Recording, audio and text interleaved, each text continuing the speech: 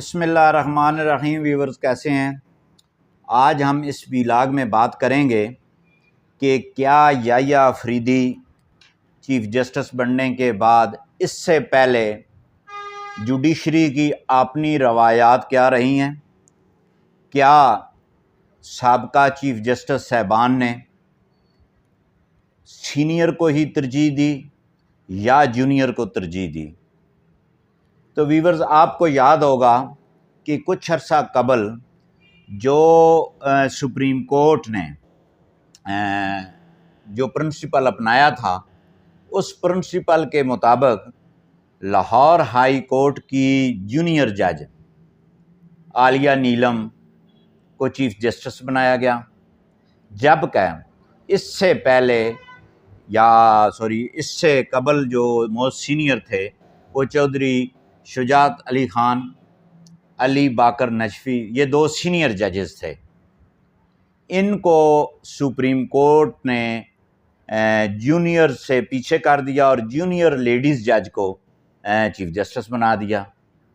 और फिर उसके बाद आपको याद होगा कि सिंध हाई कोर्ट की चीफ जस्टिस को, जो जूनियर तरीन था, सीनियर को सुपरसीड करते हुए चीफ जस्टिस बनाया गया।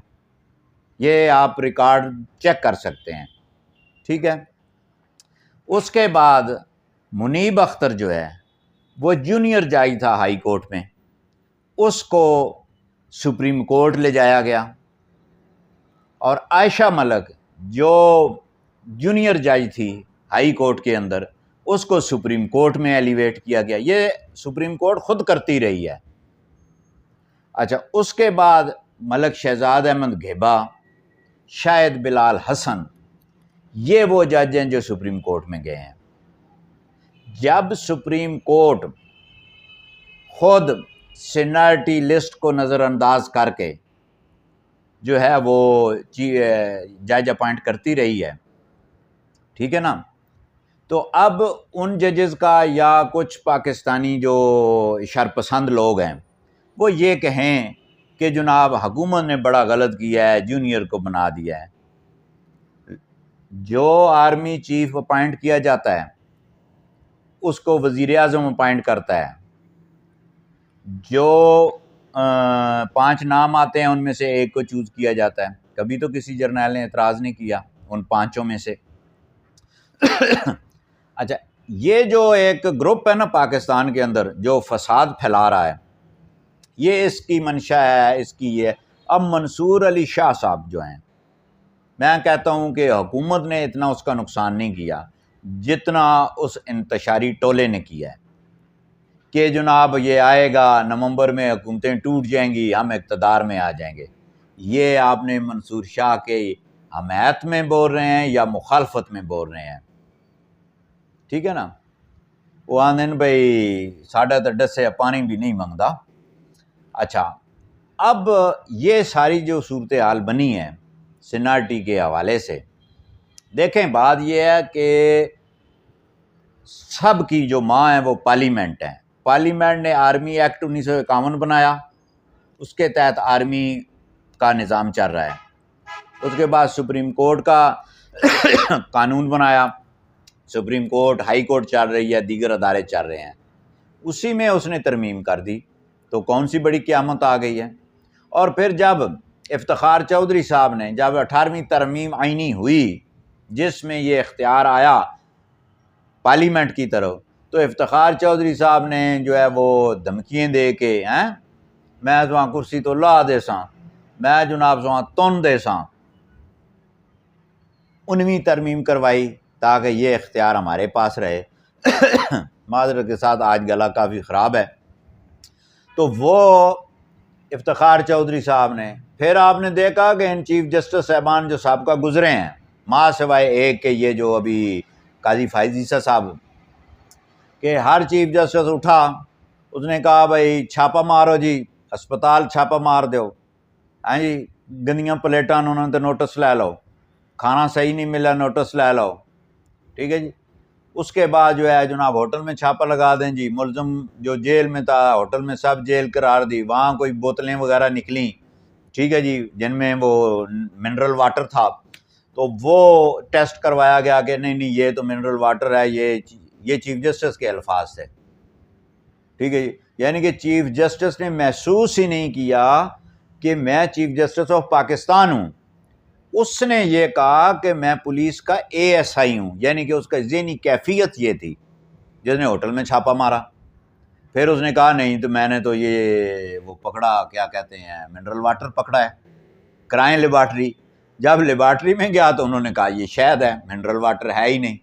तो वो ASI Saqib Nisar cum chief justice of Pakistan, उसके पल्ले क्या रहा। अच्छा, फिर अस्पतालों में छापे, फिर उन्होंने कहा डैम भी बनाएंगे। भाई हुकूमत के काम हमने करने हैं, इख्तियारात जी आए हुए सा कोई पुछ नहीं सकता है। असी इस धरती तै नाउज़ बिल्ला असी बहुत बढ़िया हस्तियाँ पावरफुल हैं, ठीक है, हस्ती सबसे ऊपर बैठी हुई है। तो इन लोगों ने फिर ये जो किया, भाई ठीक है जी सुओ मोटो ले लें, इस पे ले लें, फलां पे ले लें। जब ये हुआ, ये कितना गुंजान बना, कितना निज़ाम डिस्टर्ब हुआ। भाई जिसका काम है, आपको तो आईने पाकिस्तान कहता है कोई पुलिस ऑफिसर IG हो, DIG हो, SSP हो, वो जो मुकदमे का तफ्तीशी है, ASI या सब इंस्पेक्टर, उसको ज़्यादा पावर्स है उस मुकदमे की, बकाया किसी को नहीं है। तो आप वहाँ पे वो चीफ जस्टिस साहब जो है वो तफ्तीश कर रहे हैं, तो ऐसे नहीं होता। आप अपना काम करें, आपके पास केस आए, आप देखें, आप उसको परखें, सज़ा बनती हैं दें, नहीं तो बरी करें, एविडेंस, ये आपका काम है। तो आपने तो वो छोड़ के तो अस्पतालों के चक्कर लगाए। डैम है, बाबा डैमाला डैम बनाने शुरू कर दिए। भाई दुनिया में आपने कभी सुना है कि किसी चीफ जस्टिस ने भाई डैम बनाने का इरादा कर लिया है कि जनाब जो है वो मैं अस्पताल का विज़िट करूंगा, खाना नहीं है। वो जज साहब जो एडिशनल सेशन जज कोयटा वाले थे, वो कोर्ट में बैठे हुए, ठीक है, ये गया, इसने उसका मोबाइल उठा के नीचे फेंक दिया, और फिर उस जज को मैं भी सलाम पेश करता हूँ, उसने रिज़ाइन कर दिया। उसने कहा चीफ जस्टिस साहब ने ये गलत किया कोर्ट में आन के, आप तो पूरे बदमाश डॉन बने हुए थे, ठीक है जी। अब डान है या डांग है पंजाबी वाली, वल्लाह आलम क्या है। बहरहाल ये सारी कबातें होती रही हैं। अब एक ऐसा चीफ जस्टिस बनाए इस नई तरमीम के मुताबिक, याहिया अफरीदी, जिसमें किसी सुप्रीम कोर्ट के जज को कोई ज़ाती तौर पे इख्तलाफ नहीं है, कोई ग्रुपिंग नहीं है, और ये उम्मीद की जा सकती है कि ये इसको आइन और कानून के मुताबिक चलाएगा। हम ये नहीं कहते कि हुकूमत की फेवर में करे या अपोजिशन करे, बेस्ट यही है कि वो आइन और कानून के मुताबिक काम करे। और उम्मीद भी यही है कि ये जो चीफ जस्टिस हैं, ये तमाम नीचे तक जो है इनका पैगाम भी जाएगा। तो ये इतनी बड़ी बात नहीं होती कि जनाब जो है वो सीनाटी सुप्रीम कोर्ट ने डिसाइड करना है, आइन और कानून की तशरीह पार्लियामेंट ने जो है वो काम करना है, पार्लियामेंट ने ही सारा कुछ करना है। बहुत शुक्रिया।